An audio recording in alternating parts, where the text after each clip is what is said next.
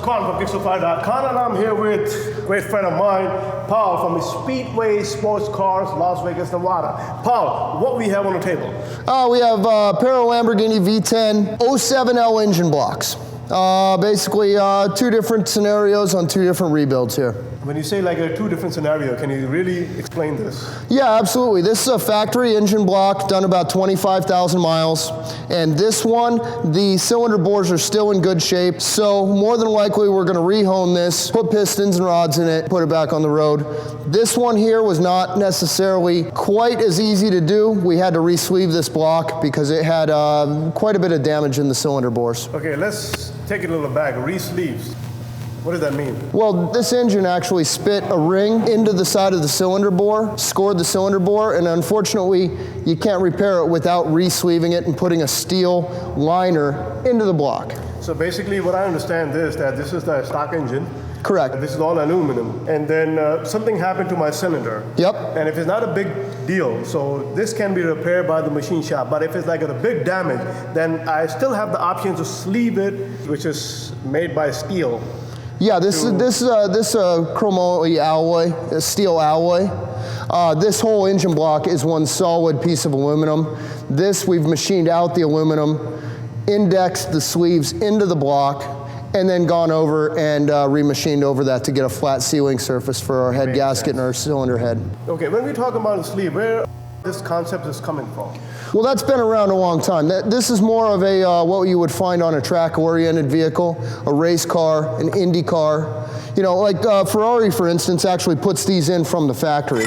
This is your sleeve here. This is a little bit different because this is a wet sleeve. The coolant actually comes up against the liner surface and is separated from the engine oil by the O-rings and also by the head gasket on the top to keep your water and your oil separate. If those co-mix, you've got a big problem. Wet sleeves, I'm not following you on that. Well, let me explain this. Okay, so you can actually see the sleeve or the cylinder bore in the block here, and all of this area has a heat exchanger. Okay. All of this is filled with coolant. On the Lamborghini block, it just has the cooling jackets that are about 7 millimeters from the actual combustion chamber, whereas this is basically right up against it. This actually cools much better than this design here. What I'm understanding this, that this block here compared to this one, it has a direct contact, the water coolant has a direct contact to the sleeve. That is correct. And this side, I have noticed this thing, there's a space in here, and as you mentioned, this is the coolant to all.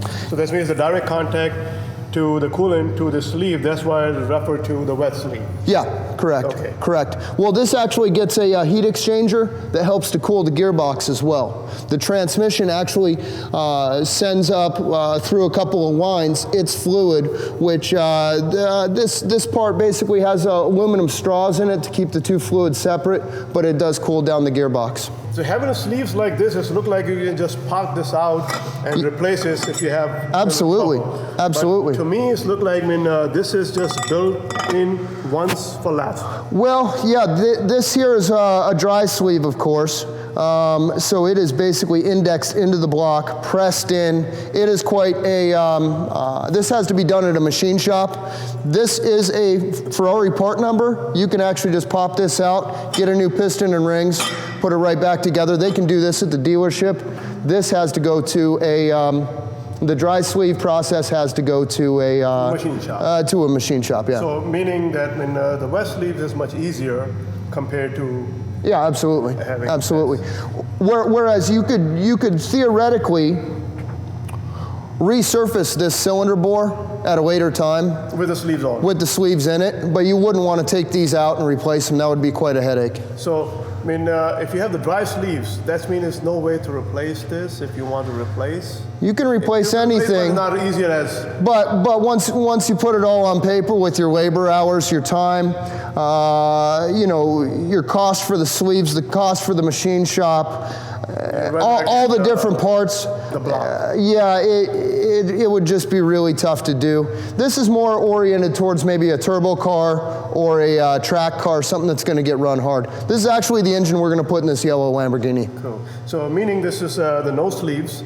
Correct. And, if something happened to this, and if you have only one option to go to sleeve them, it's possible. But if you have to re-sleeve that, as you mentioned, this is cost effective. You rather go for the new block instead of re-sleeve Right. the sleeves block? The reason you can't reuse the aluminum block is it has a coating from the factory called Nicosil or Alumisil. There's a number of different names, but it's basically a silicon-based coating, very similar to a porcelain, very smooth, very hard, but very thin. And if it starts to flake off, I at least haven't found anybody in the country who wants to touch one of these to re-adhere that coating and stand behind it that that's going to last 30,000 miles. That coating more or less comes in the dirt bike industry, snowmobile industry, a number of different industries for power sports. Paul, thanks again. Very good. Fellas, this is what you have. Sleeves or not? Stay tuned for the next.